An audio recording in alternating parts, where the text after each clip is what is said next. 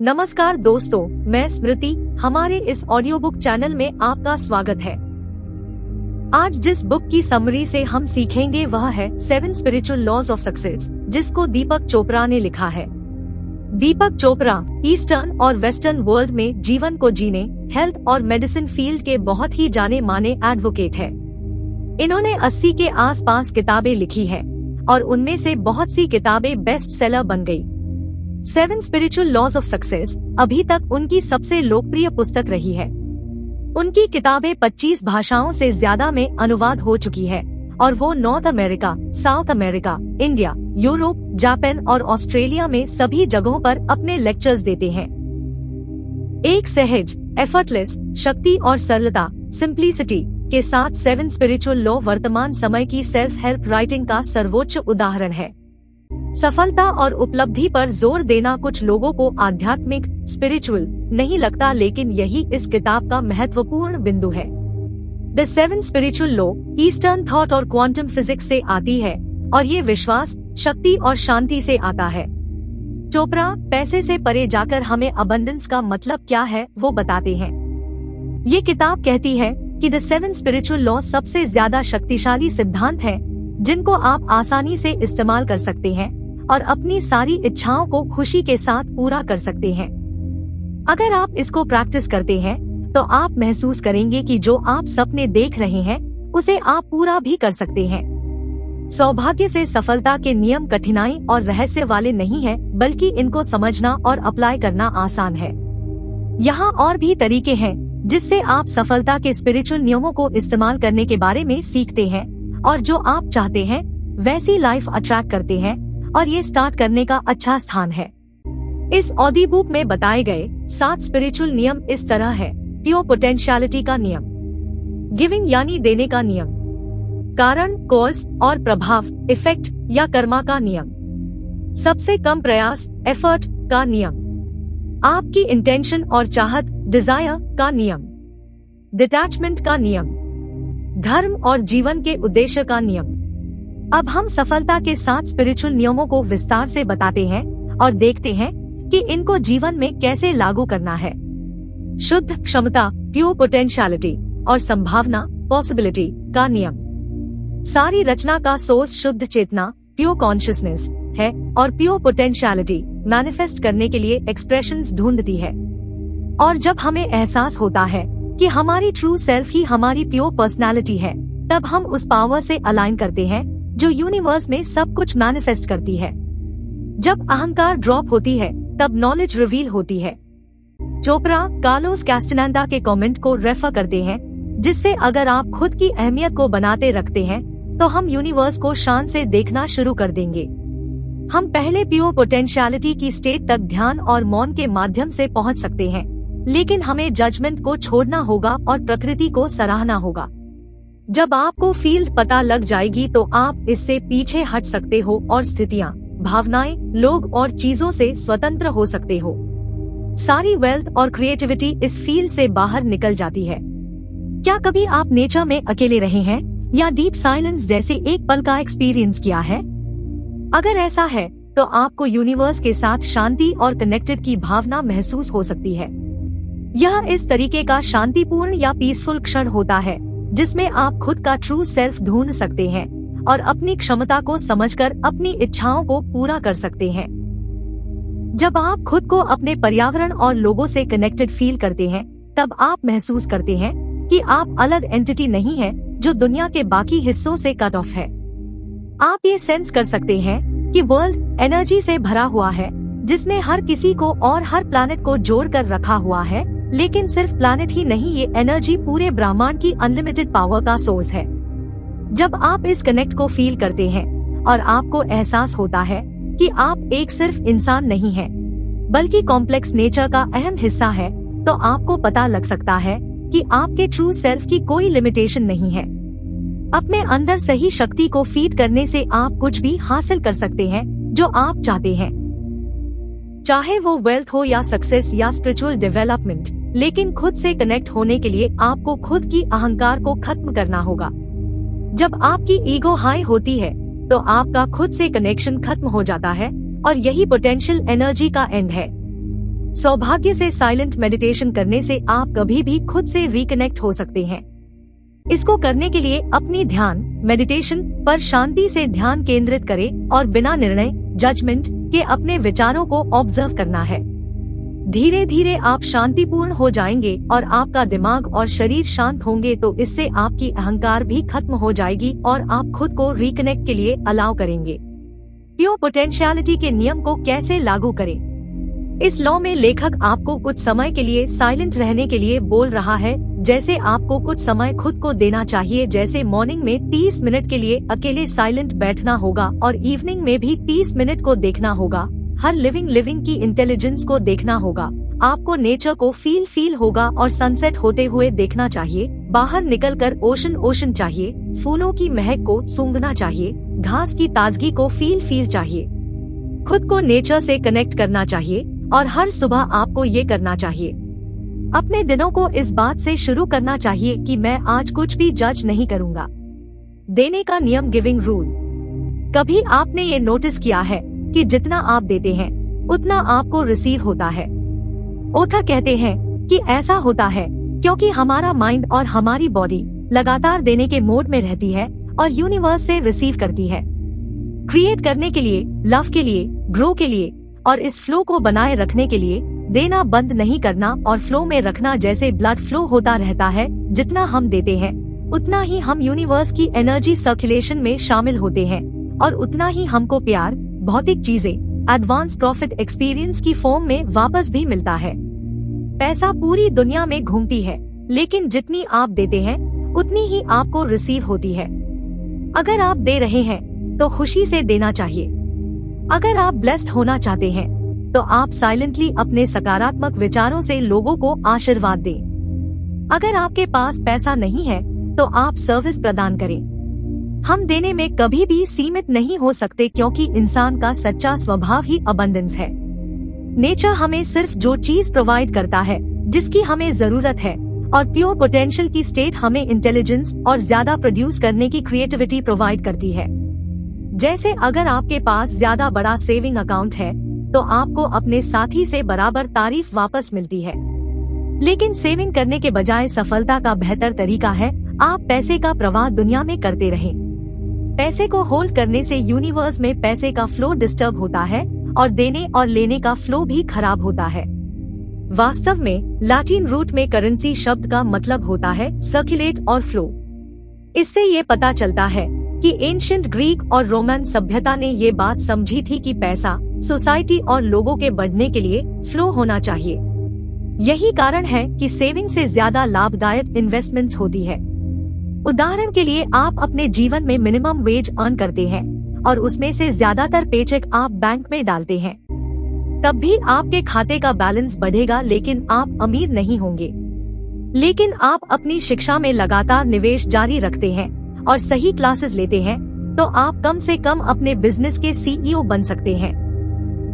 अगर आप शिक्षा में बुद्धिमानी से निवेश करते हैं तो उससे ज्यादा आपके पास वापस आता है, जो लाइफ टाइम सेविंग से ज्यादा रकम होता है। ये गिविंग और रिसीविंग का नियम सिर्फ पैसे पर अप्लाई नहीं होता, जबकि ये लव, फ्रेंडशिप, सपोर्ट और उन सभी चीजों पर अप्लाई होता है जो हम सोशली एक्सचेंज करते हैं। अगर आप ये सोशल करेंसी दूसरे को देने के लिए इस्तेमाल करते हैं तो आपको इनाम मिलेगा। जितना प्यार लोग एक सोसाइटी में देते हैं उतना ही प्यार दूसरे के साथ शेयर कर पाते हैं और लगातार ग्रो होते हैं। लेकिन सामान्य तौर पर यह तब काम करता है जब सब देने और रिसीव करने के लिए प्रिपेयर होते हैं। उदाहरण के लिए ज्यादातर लोग ऐसे पार्टनर चाहते हैं जो उन्हें प्यार करे और उनकी देखभाल करे, लेकिन बहुत उनमें से ये भूल जाते हैं कि रिश्ते में प्यार देना और केयर करना भी जरूरी है। अगर हर कोई सिर्फ प्यार लेने में फोकस करता है और देने में विश्वास नहीं कर रहा है तो हम सब अकेले रह जाएंगे और दुखी रहेंगे। देने के नियम को कैसे लागू कर सकते हैं? बस अपने आप से वादा करें कि आज जब मैं बाहर जाऊंगा मैं निश्चित रूप से किसी ऐसे इंसान को कुछ दूंगा जिससे मैं मिलने जा रहा हूँ। मैं उन्हें खुशी दूंगा, प्यार दूंगा। मैं अपनी जिंदगी में खुशियों को बढ़ाऊंगा और दूसरों की भी खुशियों को बढ़ाऊंगा। आपको खुद से ये भी वादा करना चाहिए कि जब आप बाहर जाएंगे तब मैं नेचर से गिफ्ट भी रिसीव करूंगा। मैं फ्रेश एयर फील करूंगा, मैं सनसेट होते हुए देखूंगा, बर्ड्स को सुनूंगा और उनके साथ गाऊंगा, और जो दूसरे लोग मुझे देखकर स्माइल करते हैं उनको मैं स्माइल दूंगा। मैं नेचर से गिफ्ट रिसीव करूंगा।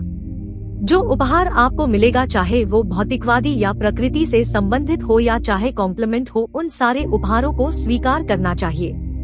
आपको खुद से वादा करना होगा कि जीवन के सबसे कीमती उपहार जैसे प्यार, देखभाल, स्नेह, समर्थन, सराहना लेने और देने से अपनी वेल्थ सर्कुलेट करते रहना। जब भी मैं किसी से मिलूंगा तो चुपचाप उनकी जिंदगी में हैप्पीनेस और खुशी के लिए प्रार्थना करूंगा। कर्मा और कारण और प्रभाव, कॉज एंड इफेक्ट का नियम। हम सबको इस स्लोगन के बारे में पता है, जैसे just do it, live the moment. ये हमें बताते हैं कि अवसरों को पकड़ लेना चाहिए, लेकिन रियल में जीवन का असली फायदा उठाने के लिए ये कंसिडर करना जरूरी है कि डिसीजन करते समय सबसे बेनिफिशियल चॉइस क्या है। इसका मतलब है अपने चॉइस मेकिंग के बारे में जागरूक होना। आखिरकार हम हर समय चॉइस करते हैं, कई बार बिना जाने ही हम ऐसा कर रहे हैं। असल में हमारी ज्यादातर चॉइस अनकॉन्शियस होती है। उदाहरण के लिए, जब आप शॉपिंग करते हैं तो आप बहुत सारा जंक फूड लेते हैं बिना ये सोचे कि वो आपकी सेहत और पर्यावरण को इफेक्ट करता है, और दुर्भाग्य से ये हमारा अनकॉन्शियस व्यवहार स्वाभाविक रूप से आता है। तो अच्छी चॉइस करने के लिए अपने एक्शन को पॉज करके देखें कि वो आपके ऊपर और दूसरे लोगों पर क्या प्रभाव डालते हैं। आप अपना जंक फूड खरीदने की आदत को कैसे टाल सकते हैं?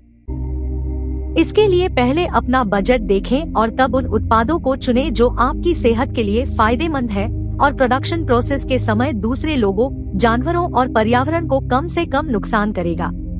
अपनी जिंदगी में हर दिन अच्छी चॉइस करने के लिए आपको अपने एक्शन चुनने होंगे जो दूसरों के लिए खुशी और गुडविल लाएंगे, और कुछ मामलों में चॉइस बहुत ऑब्वियस लग सकती है। दूसरे केसेस में कुछ चॉइसेस टफ हो सकती है। अगर आपकी कोई इंसल्ट करता है तो आपके पास दो चॉइसेस है। पहला, आप उसके व्यवहार से हर्ट हो सकते हैं और बदला ले सकते हैं, या दूसरा, आप इस बात को मना कर सकते हैं कि आप प्रभावित हुए हैं।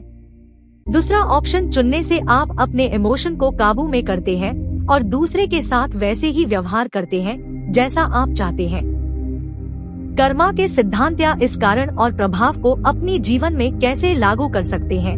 जब भी चूज करना हो तब खुद से दो सवाल पूछने चाहिए। पहला, कि उस चॉइस के परिणाम क्या होंगे, और दूसरा, क्या ये चॉइस मेरे लिए और जो इस चॉइस से प्रभावित होंगे दोनों के लिए खुशी लाएगी। ये गाइडेंस आपको अपने लिए और दूसरों के लिए सही चूज करने के लायक बनाएगी।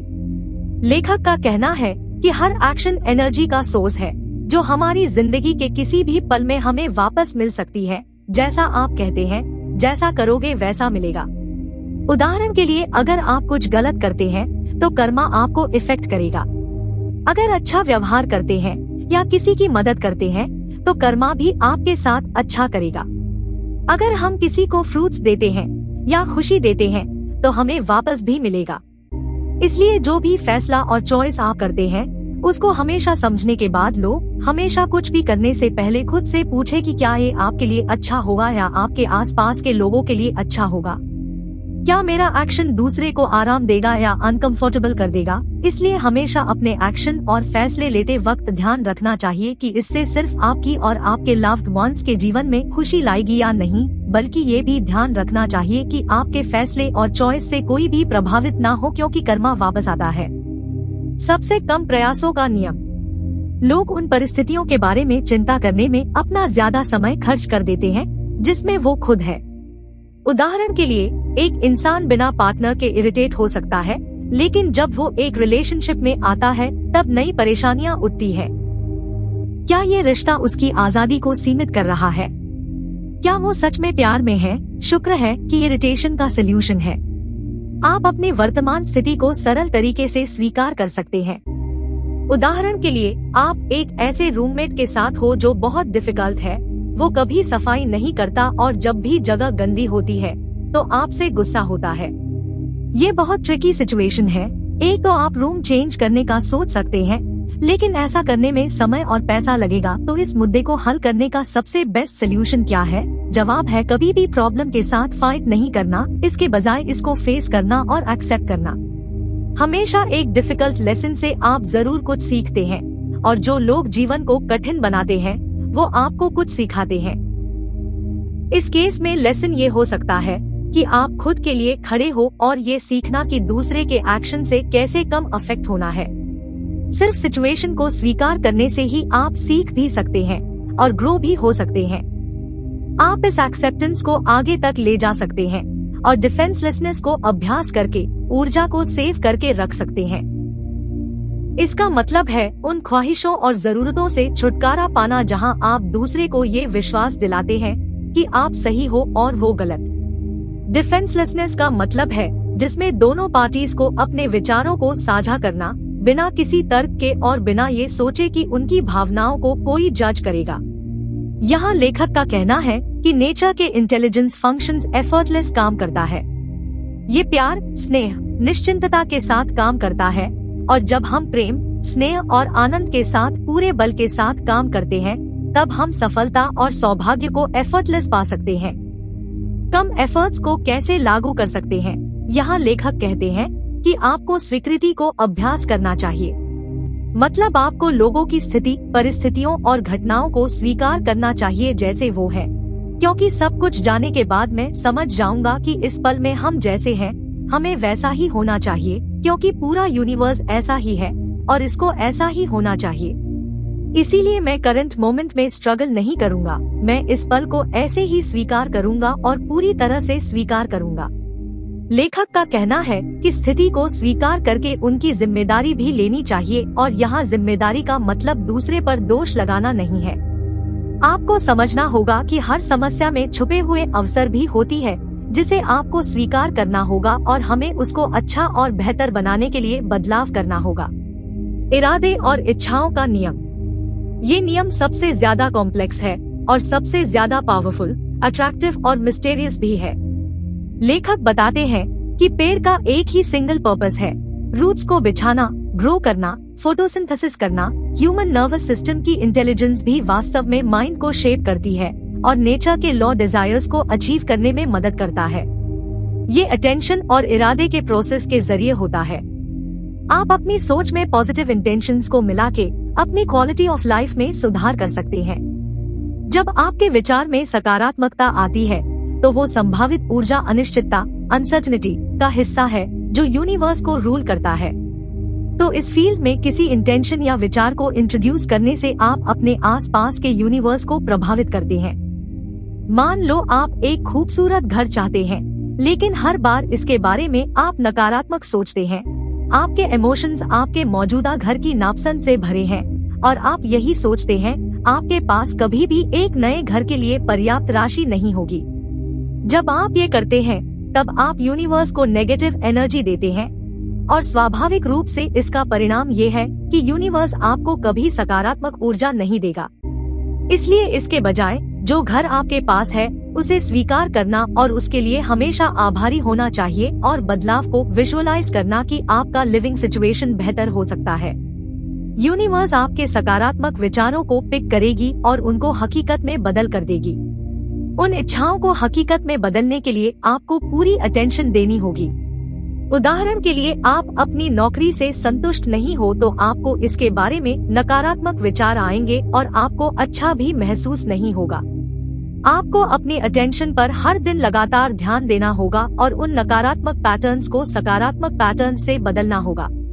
इरादे और इच्छाओं के नियम को कैसे लागू करें? हमको अपनी इस ख्वाहिशों की लिस्ट को क्रिएटर के ऊपर छोड़ देना चाहिए, ये भरोसा करते हुए कि जब चीजें हमारे हिसाब से नहीं होती तो इसके पीछे कोई वजह है जो यूनिवर्स ने मेरे लिए बनाए हैं, जो मेरी विश से भी ज्यादा बड़े हैं। यहाँ लेखक कहते हैं कि हर इंटेंशन में गहराई से शामिल होना चाहिए और डिजायर उसको पूरा करने का मैकेनिक्स है। लेखक का कहना है कि आपको अपनी इच्छाओं की एक सूची बनानी होगी जिसे आपको हर समय देखना चाहिए, जब जब अपनी साइलेंट थेरेपी पर हो उससे पहले देखनी चाहिए, सोने से पहले और उठने के बाद भी देखनी है। लेकिन चीजें आपके रास्ते में टर्न अप नहीं हो रही है तो आपको डिप्रेस्ड फील नहीं करना है। हो सकता है आपकी चीजें न होने का कारण हो सकता है आपको हमेशा आपको अपनी चीजों पर भरोसा करना होगा और विश्वास करना होगा, अपना वर्तमान मोमेंट को स्वीकार करना होगा और अच्छी इंटेंशंस और इच्छा के साथ भविष्य के लिए काम करना चाहिए। डिटैचमेंट का नियम। वैसे आपके पास इंटेंशन हो सकती है, आपको उसके क्लियर होने से पहले उससे अपनी अटैचमेंट को खत्म करना चाहिए। हमारा एक पॉइंट पर फोकस हो सकता है, लेकिन अगर एक स्पेसिफिक रिजल्ट से अटैच हो गए हैं, तो वो चीज पूरा ना होने की संभावना पर डर और असुरक्षा का कारण हो सकता है। लेखक का मानना है कि डिटैचमेंट की वजह से ही कोई भी इंसान खुश हो सकता है। फिर आप वेल्थ के सिंबल को तुरंत और एफर्टलेस क्रिएट करते हैं। डिटैचमेंट के बिना हम आशाहीन, असहाय, सामाजिक जरूरतें, महत्वहीन चीजों के, अवसाद, डिप्रेशन और गंभीरता के बंदी बन जाते हैं। हर मेडियोकर की जिंदगी में गरीबी और कॉन्शियसनेस एग्जिस्ट करती है। हमको लगता है कि हमको बिना डिटैचमेंट के समस्या का समाधान निकालना चाहिए। डिटैचमेंट के साथ हम परफेक्ट सोल्यूशन को फ्रीली देख सकते हैं और तभी हम मेस और केओस चीजों से बाहर आते हैं। ये तभी होता है जब आप खुद को अपनी इच्छा से अलग करते हैं और एनर्जी की फील्ड से कनेक्ट होते हैं, और यही यूनिवर्स का सही नेचर है, जो अकेले इसमें हमारी डिजायर को रियलिटी में पूरा करने की पावर है। लेखक आपको डिटैचमेंट से कमिटेड होने के लिए बोल रहे हैं। आपको खुद को अनुमति देना चाहिए कि आपके आसपास के लोगों को भी वही फ्रीडम मिले जिसमें आप हैं। अपने डिसीजन और आइडियाज पर कभी भी शक्ति ना थोपे। प्रॉब्लम के लिए खुद के सोल्यूशन को फोर्स नहीं करना चाहिए, जिससे ज्यादा प्रॉब्लम क्रिएट होती है। आपको खुद से ये कमिट करना चाहिए कि हाँ, आप हर चीज में पार्टिसिपेट करेंगे, लेकिन डिटैच्ड इन्वॉल्वमेंट के साथ ही करेंगे।